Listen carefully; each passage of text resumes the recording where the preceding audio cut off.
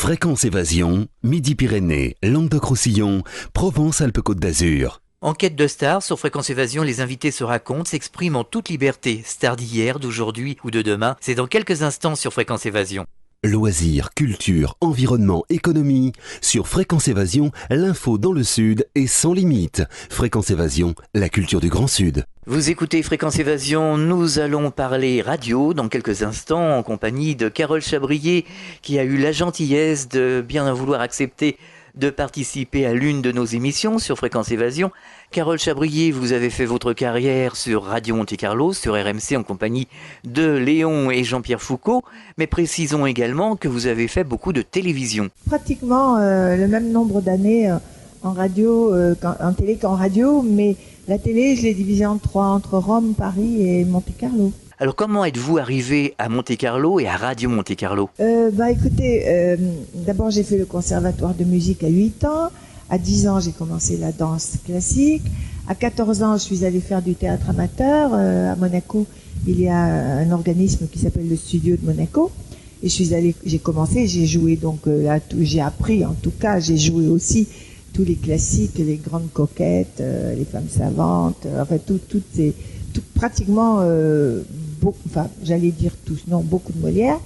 Et puis un beau jour, j'avais 17 ans, le pharmacien de mon quartier, qui était un ami de mon père, me dit « Dis donc, le directeur de Télé Monte-Carlo, il m'a dit, demande à la grande blonde de me téléphoner, la grande blonde du boulevard des Moulins de me téléphoner. » J'ai appelé, et puis le directeur me dit « Vous savez, on vient de faire des essais, on a eu à peu près 300 jeunes filles qui sont venues, personne ne nous convient, aimeriez-vous faire un essai ?» Bon, pourquoi pas.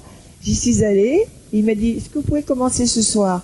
J'ai dit « Ben oui », totalement inconsciente, à cet âge-là, on ne sait pas ce qu'on fait. Et c'est vrai que Télé Monte-Carlo, à l'époque, c'était un peu...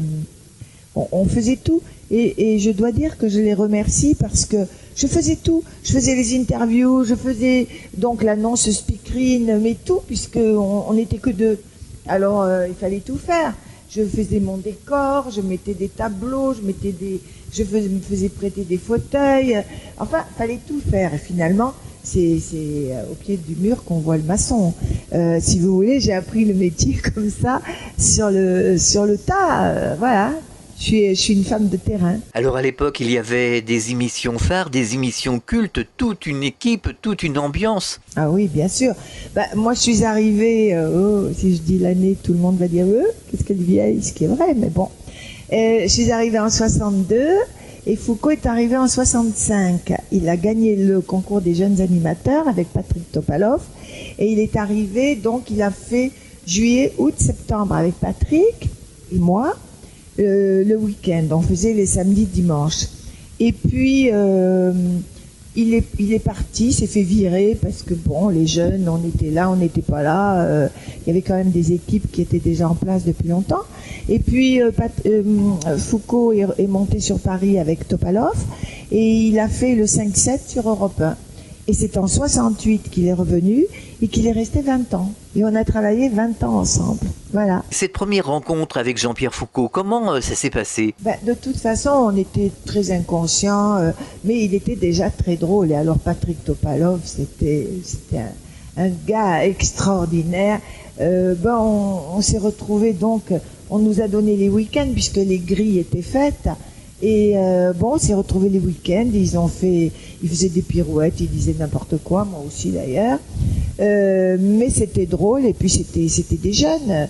Ils avaient pas tout à fait 18 ans, c'est vous dire qu'on en a 19 aujourd'hui. Alors Carole Chabrier, on se souvient de Fou Rire Monumental en compagnie de Léon et de Jean-Pierre Foucault. On se rappelle tous de cette bonne humeur qui régnait à Radio Monte-Carlo. Ah oui, on nous appelait la radio des vacances, parce que quand les Parisiens descendaient, de toute façon, ils ne pouvaient pas écouter une autre radio qu'RMC. Et quand ils remontaient, ils avaient tellement rigolé, parce que moi j'étais morte de rire. Je faisais 2 émissions par jour avec Foucault. Quand je rentrais chez moi, mais j'avais mal là, à la taille, vous voyez. Tellement j'étais pliée en deux. Mais qu'est-ce que j'ai pu rire avec Jean-Pierre et Léon. Ça a été extraordinaire. Et Foucault est toujours très drôle. Si vous passez un déjeuner un jour ou un dîner avec Foucault, vous allez rire du début, de l'entrée jusqu'au dessert et même y compris le café.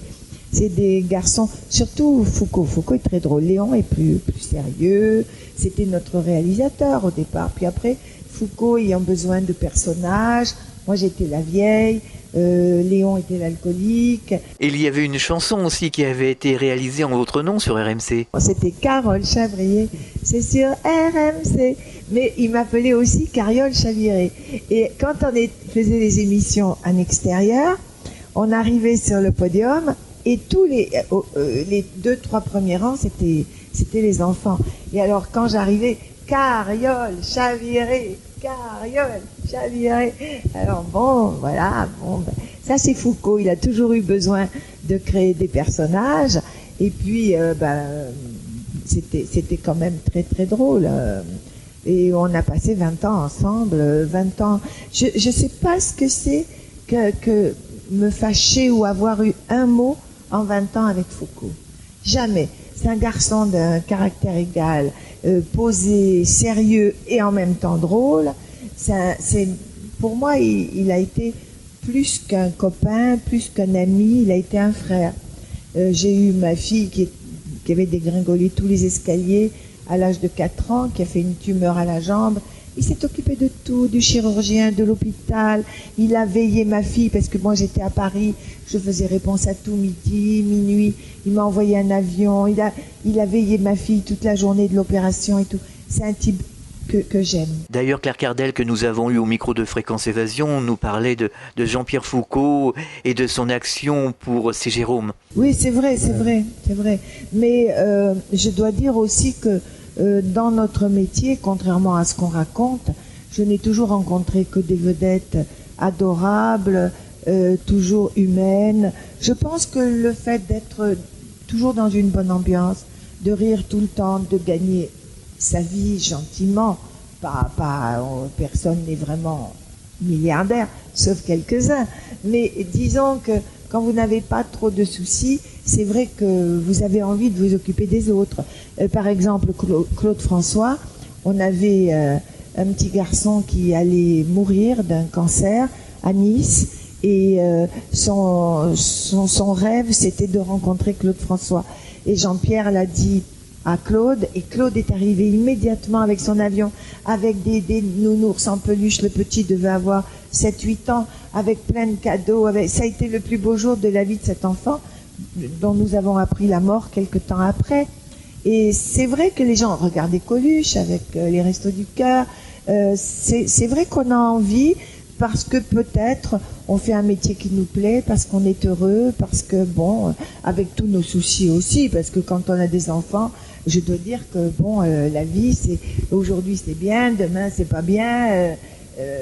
À chaque jour suffit sa peine, comme on dit. Alors cette générosité, on l'a retrouvée à l'antenne des RMC avec des émissions proches des auditeurs. Oui, c'est vrai qu'on a été... on a été la radio des vacances pendant des années. Puis après est arrivé en 82, 83, sont arrivés ce qu'on a appelé des radios libres, qui n'étaient pas tellement, mais bon, on les a appelés comme ça, disons des radios, des petites radios privées qui ont fait que beaucoup de radios se sont développées et qu'on a été un peu envahis. On n'est plus, parce qu'on n'était que 4 radios au départ, donc on avait 13 au sondage. On était vraiment parmi les plus aimés. Carole Chabrier, on va marquer un temps d'arrêt, on marque une pause sur Fréquence Évasion et nous parlerons des émissions que vous avez animées sur Radio Monte-Carlo. À tout de suite. Radio Fréquence Évasion, le soleil de la Côte d'Azur. Fréquence Évasion, Monte-Carlo Musique, la valeur du Sud. Fréquence Évasion sur le web, première radio interrégionale du Grand Sud. Fréquence Évasion, en principauté de Monaco et dans le Grand Sud. C'est de l'info, de la musique, la détente assurée sous le ciel bleu du Grand Sud. De Menton à Toulouse, faites le plein de soleil en écoutant Fréquence Évasion. www.fréquenceévasion.com. Toujours en compagnie de Carole Chabrier, nous parlons de sa carrière radiophonique à RMC. Alors, Carole Chabrier, les émissions que vous présentiez sur Radio Monte-Carlo, quelles étaient-elles justement ? Alors, il y avait Foucault-Léon, 8h30, midi. Moi, je venais faire Carole aux casseroles, alors que je ne sais même pas faire cuire un œuf. Rien. je mange au restaurant, ou alors quand j'ai invité Foucault à la maison, c'est une tranche de jambon, un demi pamplemousse, un yaourt. Point. Voilà, c'est tout. Je suis une grande spécialiste de la tranche de jambon. Oui, mais j'ai su faire 2 livres de cuisine qui ont été les best-sellers dans les livres de cuisine de l'année. C'était les éditions Radio Monte Carlo, qui maintenant n'existent plus puisque tout ça a explosé. Mais j'ai été numéro 1 des ventes. Pourquoi? Parce que ce sont les auditeurs qui m'ont envoyé les recettes. Et toutes ces recettes ont été corrigées par Alain Ducasse, qui venait d'arriver à Monaco, qui était très jeune, qui avait 30 ans, quelque chose comme ça, et qui m'a dit, tu me donnes tout ça, je vais m'en occuper. Il avait le temps aujourd'hui avec ses 300 restaurants, le pauvre, il pourrait plus.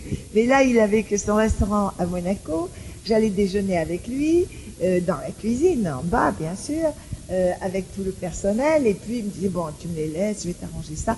Et les livres ont été préfacés, bien sûr, par Foucault, forcément, mon frère, mon copain. Et ça a très très bien marché. Et les recettes de cuisine, comme elles sont pas de moi, je peux vous dire que c'est très bon. Je pourrais pas vous dire la même chose si c'était moi qui avais donné les recettes de cuisine, je suis nulle. Mais j'ai d'autres qualités, hein. Attention Philippe, hein.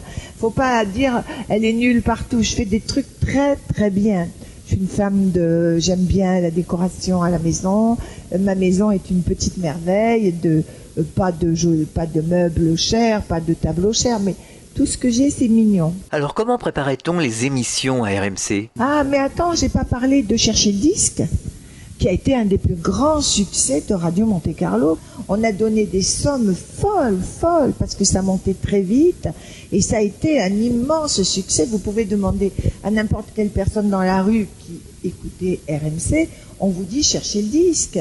C'est un réalisateur d'Europe 1 qui était venu au moment où toute l'équipe est arrivée, au début des années 70, on a eu les grandes ondes avec l'émetteur à Roumoux, là, à côté de Digne, enfin au-dessus de Digne.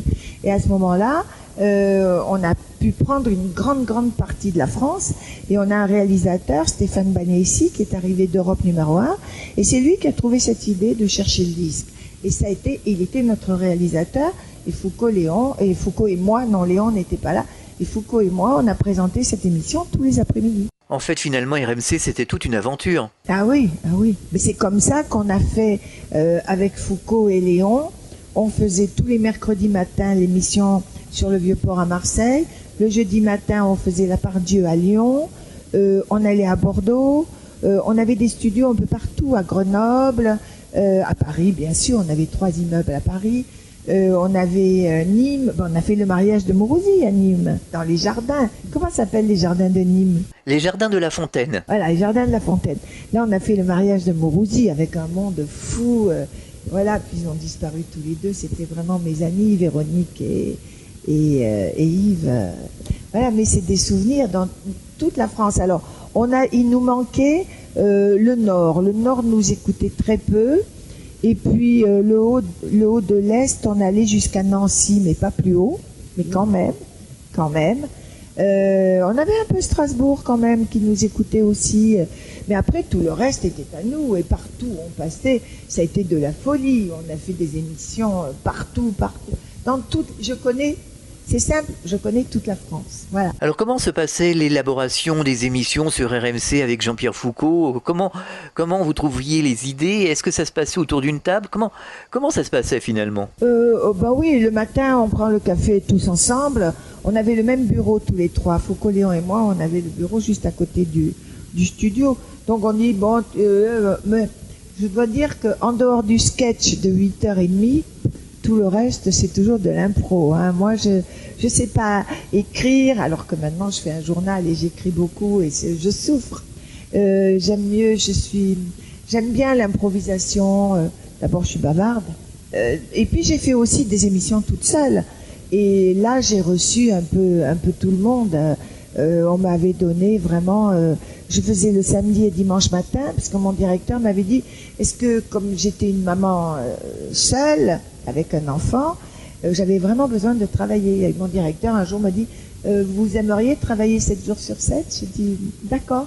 Et donc, samedi matin, dimanche matin, j'étais seule. Je faisais 9h midi. Et j'ai créé une émission qui s'appelait Le Chouette Club avec les enfants. J'avais 70 enfants par samedi et 70 enfants le dimanche. Et alors, eux me demandaient, je leur demandais quels étaient les invités qu'ils aimeraient avoir.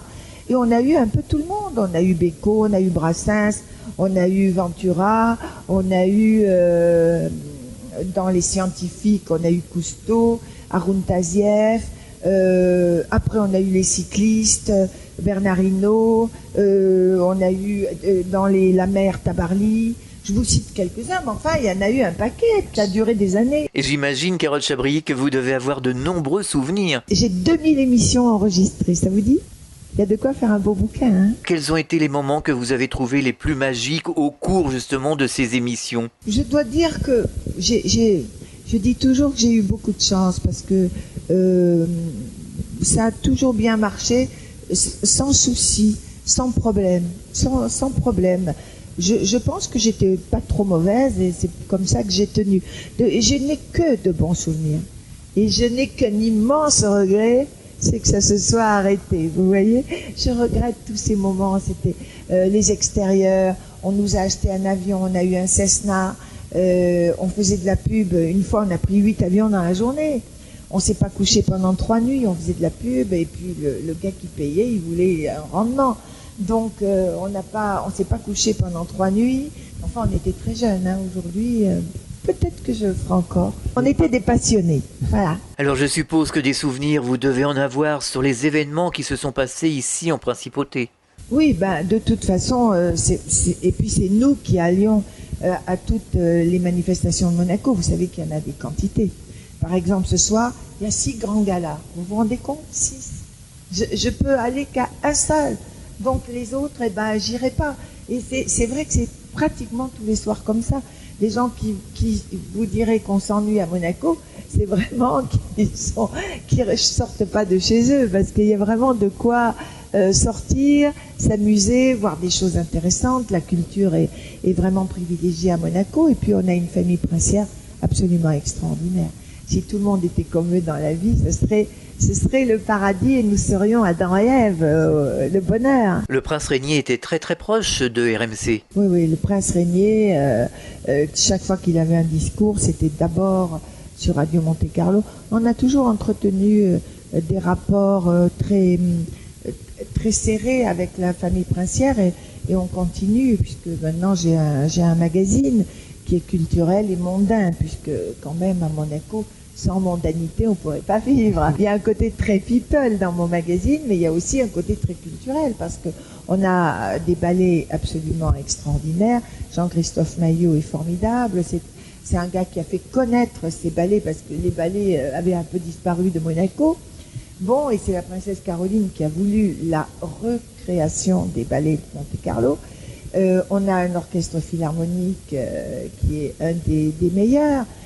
On a un opéra, je trouve qu'il n'y a pas assez de représentations, mais chaque représentation est un chef-d'œuvre. John Mordler est un directeur fabuleux. Tout ce qu'on a, le prix Prince-Pierre,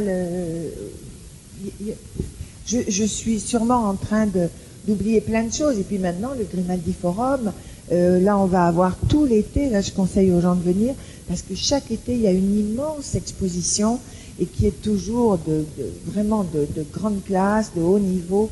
Et là on va avoir une exposition sur New York. Vous savez que New York aujourd'hui, tout l'art qui était à Paris au bateau Lavoir dans les années 1900, aujourd'hui se trouve à New York. Et on a New York à Monaco avec plein de manifestations. Alors si les gens passent cet été sur Monaco, il faut absolument aller voir cette exposition. Carole Chabrier, vous avez donc rencontré Jean-Pierre Foucault et Léon, avec qui vous avez travaillé, mais vous avez rencontré d'autres personnages de RMC. Nous en reparlerons dans quelques instants. Nous parlerons également de Max Lafontaine. À tout de suite sur Fréquence Évasion. Les années 60, 70 et tous les tubes des années 80 à nos jours sont sur Fréquence Évasion. Programme Monte Carlo Musique. Yeah. Fréquence Évasion, la radio du soleil. De Menton à Toulouse, radio Fréquence Évasion, le soleil du Grand Sud. Nous sommes de retour en compagnie de Carole Chabrier, toujours en Principauté de Monaco. Nous évoquons sa carrière à Radio Monte-Carlo. Alors nous parlions des personnages que vous aviez connus, donc Jean-Pierre Foucault-Léon. Vous avez connu également d'autres personnages. Vous avez connu Max Lafontaine, que nous avons reçu ici au micro de Fréquence Évasion. Moi, j'ai été particulièrement gâtée. Alors Maxou, c'était type super. Sauf qu'il faisait le matin 5-7. Et je dois dire qu'il était très souvent en retard. C'est très dur d'arriver à 5 heures le matin, c'est dur. Bon, mais il était tellement mignon et tellement gai lui aussi. On a toujours fait des équipes de gens joyeux. J'ai jamais vu des gens de mauvais poil arriver en disant non, on arrivait toujours. Tu connais la dernière? Hop, dès que j'arrivais, Foucault me disait tu connais la dernière? Ah non, c'est et on attaquait le boulot. Donc, quand vous arrivez et que déjà on vous raconte la dernière histoire drôle, c'est vrai que vous n'avez pas envie de pleurer du tout. Et Max est un très gentil garçon. Mais moi, j'ai eu beaucoup de partenaires. J'ai eu Mourouzi. Ça s'appelait Radio Plus. 17-19, on le faisait en direct de grand hall de l'hôtel Méridien, place. Et zut, à Paris. Oh, je connais que ça. Bon, évidemment, j'habite à côté. Et je sais plus. Bon. Et ça, Porte-Maillot, pardon. Et voilà, Porte-Maillot à Paris. Après, j'ai eu donc ça c'était Mourouzi, Radio Plus. J'ai eu Coluche, qui a signé pour 1 an, qui est resté 10 jours. Il a fait 10 jours, bon, parce que, alors que dans la vie, il dit jamais, moi je dis de temps en temps, merde, c'est un mot que je dis facilement. Mais lui, pas un gros mot dans la vie, rien. Toujours bien élevé et tout, formidable. Mais dès qu'il prend un micro, il est ce personnage, c'est un con, c'est un mec, c'est un con. Bon, c'était un personnage, il n'était pas du tout comme ça dans la vie, il m'a vraiment soufflé. Mais dès que le micro s'ouvre, il a créé ce personnage, et puis il était ce personnage, voilà, c'est tout. Et donc lui, j'ai eu Michel Denisot pendant 2 ans, pour les Jeux de midi, Frédéric Gérard, bien sûr, pour les Jeux aussi de midi, qui j'ai eu encore comme partenaire, j'en ai tellement eu. Mais tellement eu, les gens qui passaient pour le...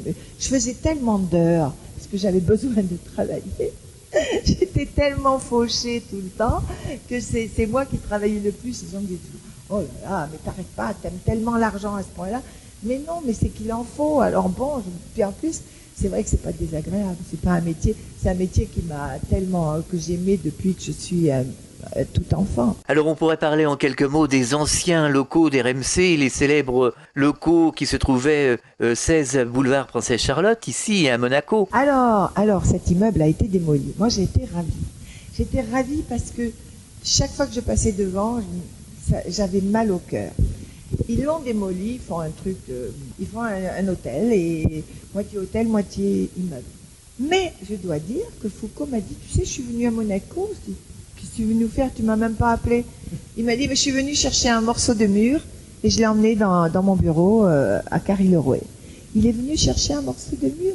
Mais c'est vrai que moi, quand on me disait, ah, mais Radio Monte-Carlo, je disais, vous critiquez pas Radio Monte-Carlo, parce que tous les murs sont à moi. Je suis rentrée à 17 ans là-dedans. Et tout est à moi. Tout ce que vous voyez. Et Foucault, c'est pareil. Radio Monte-Carlo, c'est à nous. C'est nous qui avons tout fait là-dedans. Bon, c'est vrai qu'on a eu Lescure, on a eu Gérard Klein, on a eu Franck Fernandel, mais ils n'ont fait que passer. Ils sont restés quelques années, mais ils n'ont fait que passer. Nous, on a quand même fait, Foucault a fait 20 ans, moi j'en ai fait tant. On n'a pas parlé de Patrick Roy. Eh bien, nous allons parler dans quelques instants de Patrick Roy. Mais quelle a été l'importance de Jean-Pierre Foucault en tant que directeur d'antenne à RMC? Il a été directeur d'antenne. Moi, je vais vous dire, un jour, Frédéric Gérard avait voulu, quand il a senti que c'était un peu la fin, parce qu'à un moment donné, vous sentez que y en a marre de vous entendre, il faut passer à quelqu'un d'autre, les années passent et tout. Et il a demandé à être chef de la promotion, c'est-à-dire la promotion extérieure, diriger les émissions à l'extérieur et tout. Et Foucault, quand il est venu pour être directeur, il est comme moi. Moi, j'ai essayé de monter une galerie d'art. J'ai perdu tout ce que j'ai voulu parce que je suis nulle. Je sais pas faire mes comptes. Je me fais voler par tout le monde. Je suis pas une comptable. Moi, j'ai besoin d'être une employée. On me paye. Après, je dépense ce que je veux. Mais on me paye. Je mérite tant. On me donne mes 10 francs et j'en dépense 5 ou 6 ou 8 ou 10. Chacun ses qualités. Et Foucault a fait tout ce qu'il a pu, mais ça n'a pas donné de résultat. Il est pas, je crois qu'il est resté 1 an ou 1 an et demi ou 2, peut-être 2. Mais c'est vrai, je me souviens toujours de ce qu'a dit Frédéric Gérard. On n'est pas fait pour faire du bureau. Je suis nulle et j'ai fait l'expérience. J'ai voulu avoir une galerie d'art. Qu'est-ce que j'ai perdu comme argent, vous pouvez pas savoir. Alors un autre personnage que vous avez fort bien connu à RMC, d'ailleurs je l'avais rencontré quand j'étais venu faire une petite visite dans les studios de RMC. Il était dans le studio à côté de celui de Jean-Pierre Foucault. Alors Patrick, on pourra en parler justement, c'était un charmant garçon. Patrick, oui, parce que quand Foucault est parti au bout de 20 ans, mon directeur me dit « Carole, vous voulez pas prendre Patrick avec vous et vous refaites l'équipe avec Patrick ?» Et Patrick, ça n'a pas duré très très longtemps. Il arrivait tous les matins et la première phrase quand il s'asseyait, il me disait « Oh, Chabrier, mon dos !» Parce que nous, on s'appelle par nom. Moi, j'appelle Foucault Foucault. Foucault m'appelle Chabrier. Alors, il n'y a que Patrick, qu'on a toujours appelé Patrick, parce que appeler quelqu'un roi, c'est un peu court. Ben, Léon, il n'avait pas son nom de famille à l'antenne. Il s'appelait Léon. Donc, Patrick, tous les jours, il arrivait, il s'asseyait. Et moi, j'arrive toujours la première, je suis toujours à l'heure. Et quand il arrivait, il s'asseyait, il disait, oh, Chabrier, mon dos. Oh, Chabrier, mon dos. Un jour, je lui dis, bah, attends, arrête un peu. Avec le pognon que tu gagnes, t'as 2 émissions de télé, t'as tous les jours, va faire de l'acupuncture, va voir et tout et tout. Et puis, un beau jour, il part en vacances, au mois d'août. Il revient en septembre et il me dit, il était en Corse, il rentre et il me dit, tu sais, je suis resté bloqué 1 semaine, je crois que ça va pas. Et j'ai appelé Foucault, j'ai dit, tu veux pas t'occuper un peu de Patrick? T'as pas un bon médecin? Il me dit, écoute, j'ai le professeur Israël. J'ai dit, tu veux pas l'emmener? Bon, il l'a emmené et bon, vous savez la suite.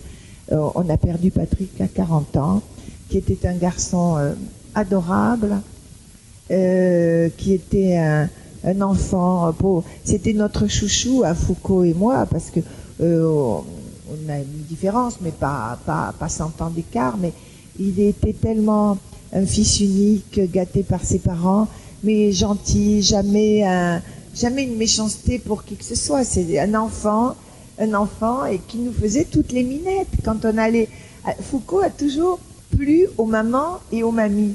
Et Patrick, lui, il plaisait qu'aux minettes. Alors, on arrivait à avoir tout le monde, parce que toutes les minettes, il était mignon comme tout, Patrick. C'était vraiment un garçon. Alors que Foucault, avec son mètre 83, ses kilos, pas gros, mais bon, il est un peu, il fait homme. Et Patrick a toujours fait minet. Et les minettes étaient toutes là, et c'était, si on voulait remplir de minettes, il fallait emmener avec nous Patrick Roy. Il était fantastique, comme c'est vraiment.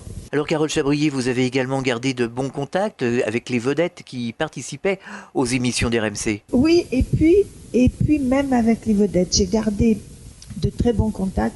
Je tutoie toutes les vedettes. Là, je rentre de Saint-Tropez, j'ai passé 3 jours à Saint-Tropez. Les vedettes qui étaient là, je tutoie tout le monde. Je suis restée amie vraiment avec tout le monde, parce que les gens, vous savez, j'ai toujours adoré les gens, et on a fait des émissions au parc Borély à Marseille. Oui, et puis c'est là où se passe le plus grand championnat de boules du monde. Et on a joué au boule avec Mourouzi, avec Franck Fernandel, avec Foucault. Je le dis, je triche un peu, hein. Alors, je dis bon, ça va. Voilà. Les Parisiens, ils descendent tous, je vous signale. Hein. Mais vive le soleil quand même. Hein. On avait 50 000 personnes devant le podium.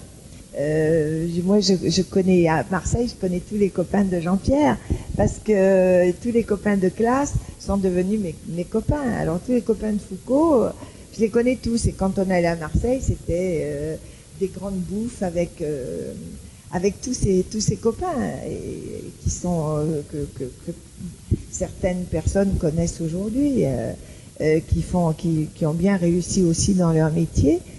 Et c'est vrai que les extérieurs m'ont apporté beaucoup et je me suis rendu compte que les gens sont gentils. C'est peut-être cette ambiance, ce contact avec le public qui manque aujourd'hui à la radio. Oui, et vous savez, quand on rentrait d'un extérieur, c'était Foucault qui conduisait toujours. Ou alors des fois on avait un chauffeur, mais le chauffeur il rentrait avec le car podium et nous on rentrait en voiture tous les trois. Donc moi j'étais devant avec Jean-Pierre et Léon était derrière et on avait le coffre mais plein de cadeaux, mais plein. Moi les gens me tricotaient des pulls verts, on nous apportait des bougies faites à la main. Je vous parle même pas des bouteilles de vin, des bouteilles de champagne, on savait plus où les mettre. J'en ai encore la cave pleine aujourd'hui. Carole Chabrier, est-ce qu'aujourd'hui vous écoutez RMC? Qu'est-ce que vous pensez du nouveau format RMC? Alors, ça marche bien. J'ai vu qu'ils ont bien remonté parce que quand on est parti de 13, ils sont descendus à 1,8 et aujourd'hui ils sont à 4,5. Et on ne peut plus remonter à 13 avec le nombre de radios qui existent aujourd'hui. C'est plus possible, c'est comme la télé. Moi quand j'étais à Paris, je faisais 6 millions de gens tous les jours, de midi à midi et demi. Après, il y avait Daniel Gilbert qui faisait 8 millions et Mourouzi au 13h faisait 11-12 millions de gens. Aujourd'hui, même les meilleures émissions font 6-7 millions. Donc c'est vrai que, mais il n'y avait pas toutes les autres chaînes. Aujourd'hui, on se diversifie, on zappe, on passe de l'une à l'autre. Donc on peut plus. Mais je trouve que RMC, bon, c'est devenu un peu trop démago pour moi, parce que le public téléphone tous les jours et dit ce qu'il pense. Alors c'est bien, parce que nous aussi, on avait des gens, mais pas autant. Mais en tout cas, ça plaît. Le résultat seul compte. Pour conclure cette émission, parlons un peu télévision. Quelles étaient les émissions phares que vous avez présentées à la télé? Non, des grandes émissions phares, non. Alors, à Télé Monte Carlo, bon, j'ai été d'abord speakerine avec Denise Fabre. Après, j'ai fait l'itinéraire mystérieux, qui marchait très très fort, aussi un des grands succès, avec Chapeau, avec Vous êtes formidable. Mais moi, je faisais l'itinéraire mystérieux. Et puis, les dernières années, quand je suis rentrée de Paris, j'ai fait les carnets de Carole. Alors là, je mettais un peu tout ce que je voulais dedans. Je recevais qui je voulais, les gens de passage, les gens d'ici, les gens qui avaient des choses à dire. À Paris, j'ai fait Le Monde de l'accordéon, tous les samedis soirs, pendant 5 ans. Et puis j'ai fait pendant 10 ans Réponse à tout, midi et demi, avec Louis Bozan de France Inter, qui maintenant fait le jeu des 1000 francs. Le jeu des 1000 francs qui existe encore aujourd'hui. Ça existe encore, oui. C'était Lucien Jeunesse et c'est Louis Bozan qui a pris la relève de Lucien Jeunesse. Eh bien, Carole Chabrier, nous allons parler dans quelques instants de votre magazine, mais avant, je vous propose d'écouter quelques petits documents RMC qui vont certainement vous rappeler des souvenirs. Budget familial Euromarché pour acheter plus et mieux avec le même budget. Avec un tout petit budget, émission familiale maintenant jusqu'à midi. Max Lafontaine, c'est même gratuit d'ailleurs. Hein, c'est absolument gratuit, absolument. Ah, bah c'est bien. Il vous suffit de tourner le transistor, comme toutes les émissions d'ailleurs sur Radio Monte Carlo. Tournez le bouton du transistor, mettez sur 1420 grandes ondes, voilà. Et puis vous passez des journées fantastiques. C'est vrai. Et payantes en plus. Non seulement c'est gratuit, mais on paie. J'ai entendu ça tout à l'heure, Carole. Dites donc, combien vous avez donné ce matin? J'ai donné 15 767 francs à une jeune fille. Donc si elle est jeune fille, elle n'est pas mariée. Par conséquent, un cœur à prendre. Elle a déjà une dot Radio Monte Carlo, bien sûr. Ben dites donc, c'est formidable. Bravo donc à cette demoiselle. On en parlera d'ailleurs dans le courant de Hélène. Bravo à Hélène qui nous écoute sûrement toujours. Elle va pouvoir se payer un repas fabuleux dans un très grand restaurant. Ah bon? Oui, car ce matin, nous avons placé notre émission sous le signe de la bonne bouffe, il faut bien le dire. Vous avez sûrement vu le film hier soir, Carole? Oui, bien sûr. Hein, l'aile ou la cuisse, bien sûr. Vous pensez que c'est possible? Les gens qui travaillent dans les guides comme ça se maquillent et vont dans les restaurants incognito pour déguster les mets plus ou moins bons, bien sûr, des restaurants? En tout cas, ils sont incognito, ça j'en suis sûr. En tout cas, moi j'ai relevé quelques paroles de clients qui n'étaient pas tout à fait contents. Il y a un client dans un restaurant qui dit: je voudrais une douzaine d'huîtres, mais je les veux grasses, mais enfin pas trop grasses, je les veux vertes, mais enfin pas verdâtres quand même, je les veux également vivantes, mais pas endormies tout de même, vous voyez. Et puis faites vite parce que j'ai faim. Et le cahier lui dit: d'accord, et je vous les sers avec ou sans perles? Non, mais il y en a d'autres. Oui. Il y en a d'autres. Garçon, vous avez des cuisses de grenouille? Oh non, monsieur, c'est seulement les rhumatismes qui me font marcher comme ça. Vous connaissez l'histoire du gars qui mange dans un tout petit restaurant assez miteux. Le garçon, un petit peu crasseux, s'approche de lui. Il dit: comment vous avez trouvé le beefsteak? Oh, vous savez, tout à fait par hasard, en soulevant une frite. Il y en a d'autres encore, vous savez. Ouais. Et votre beefsteak saignant, demande le garçon, vous le voulez cuit ou carbonisé? C'est intéressant. On entend plein de choses au restaurant, vous savez. Oui. Non, garçon, remportez-moi cette langue de veau, je n'aime pas toutes ces parties qui sortent de la bouche, c'est sale. Et puis enfin, est-ce que vous savez, Carole, qu'est-ce que c'est qu'un beefsteak gazouillis? Un beefsteak gazouillis? Un beefsteak gazouillis. Vous ne savez pas ce que c'est qu'un... Non, je n'en ai jamais mangé. Et si, vous avez sûrement mangé un beefsteak gazouillis. Ah, ça m'étonnerait. C'est un beefsteak cuit. Ah, vous voyez que vous en avez mangé? Non, je mange toujours bleu.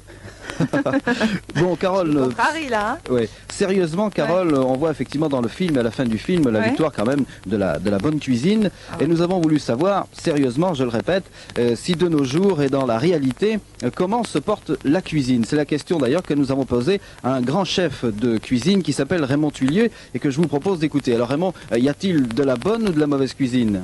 Je pense qu'il y a deux cuisines, il y a la bonne et la mauvaise.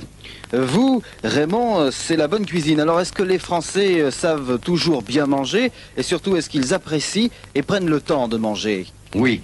Eh bien, ce qui me rassure, c'est que de plus en plus, nous recevons à Beaumanière de jeunes ménages. Et qu'ils discutent de la table, ils discutent des mets, et ils recherchent les vins qui s'adaptent aux mets. Et la cuisine, c'est une œuvre de l'esprit. Moi, je pense que la table, c'est un festival. Lorsque je vais au théâtre, je ne vais pas au restaurant, mais si je vais au restaurant, je ne vais pas au théâtre parce que je considère que c'est pour moi une fête.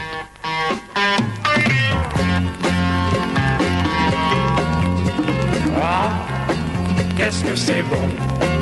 Qu'est-ce que c'est bon, la bonne cuisine? Ah, qu'est-ce que c'est bon? Qu'est-ce que c'est bon, un bon gueuleton? On est foutu, on mange. Radio Fréquence Évasion, le soleil de la Côte d'Azur. Carole Chabrier, vous avez créé votre propre magazine, Monte Carlo Méditerranée, si je me trompe. Monte Carlo Méditerranée, avec ma fille, avec Muriel. On le fait à deux. Voilà. Ma fille a grandi, hein. Elle marche et elle parle. Hein. Alors cette idée de passer de la radio à la presse écrite, elle est venue comme ça, naturellement? C'est-à-dire que de toute façon, il y a certains magazines qui ont les 20 ou 30 premières pages qui sont des pages régionales, comme Marie-Claire, il y avait Marie-France, il y avait plein de magazines qui faisaient... On m'avait demandé d'être rédactrice en chef de ces pages régionales. Et j'avais dit oui. Et puis bon, j'ai toujours fait pour les journaux d'ici, de Monaco, gratuitement, puisque j'avais la radio, la télé, gratuitement, je leur faisais toutes les pages mode, les pages magazines, bon... Et puis quand la radio, la télé, comme tout le monde est remonté sur Paris, je me suis dit qu'est-ce que je vais faire? Et j'ai monté ce magazine avec ma fille. Et tout marche bien. Et il est vendu de Menton à Saint-Tropez, l'été et l'hiver de Menton à Cannes. Vous parlez énormément de la Principauté, de la Côte d'Azur, du Grand Sud. Oui, il y a Menton, dans l'ordre, il y a Menton, Monaco, Nice, Cannes, Saint-Tropez. Voilà, il y a les 5. J'oublie un peu les autres, mais on ne peut pas tout faire. Hein. Alors j'ai pu feuilleter votre magazine, il y a des photos sublimes. Toujours. Une photo, il faut qu'elle soit superbe. Là j'ai fait aussi la princesse Caroline, parce qu'il y avait le bal de la Rose, qui est donné au profit de la Fondation Princesse Grace. Elle a repris la présidence après sa maman, après la princesse Grace, et c'est un très grand gala. C'est le grand sommet ça conclut l'hiver si vous voulez, puisque c'est le 20 mars, le premier jour du printemps, où on donne ce grand gala, ça ouvre la saison d'été. Et là, j'ai mis quand même tout ce que fait la Fondation Princesse Grace. Là, on va avoir la Croix-Rouge. Là, c'est le prince Albert qui a pris la place de sa maman. Et là, donc, je vais refaire beaucoup de choses sur ce gala de la Croix-Rouge. Et la Croix-Rouge qui a été très, très sollicitée cette dernière année, parce que partout où il y a, pour le tsunami, mais partout où il y a une guerre, où il y a un tremblement de terre, la Croix-Rouge de Monaco est toujours très très présente et très active. C'est vrai qu'ici en Principauté de Monaco, il y a un fort élan de générosité. Oui, c'est vrai. Mais vous savez, en dehors de moi, il y a beaucoup d'argent. Moi, je fais partie des fauchés, mais il y a énormément d'argent à Principauté. C'est un peu normal qu'on les tape un peu, non? Vous croyez pas? Pour ceux qui n'en ont pas. Voilà. Alors je suppose, Carole Chabrier, que vous avez énormément de projets. Oui, alors je vais faire, là, avec Muriel, avec ma fille, on a monté une boîte qui s'appelle Ediprod. Édition, production, édition. C'est pour le journal, parce que jusqu'au mois de janvier, je le faisais chez quelqu'un, donc j'étais une employée. Aujourd'hui, nous sommes des patronnes, Dieu nous garde, surtout pour l'argent. Bon, on verra bien, mais et on va monter aussi une manifestation artistique, culturelle, avant la fin de l'année. On pourra en savoir plus, en dire deux mots? Non, pas du tout. Je suis d'une famille superstitieuse en diable. Alors, rien. Je suis superstitieuse, vous pouvez pas savoir. Eh bien, Carole Chabrier, j'espère que nous aurons l'occasion de reparler de ce magazine sur Fréquence Évasion et à très bientôt. Merci d'avoir participé à cette émission et puis bon courage pour la suite. Merci, à bientôt. Vous écoutez Fréquence Évasion, nous étions donc en compagnie de Carole Chabrier. Nous espérons la retrouver prochainement sur cette antenne. À très bientôt. Fréquence Évasion.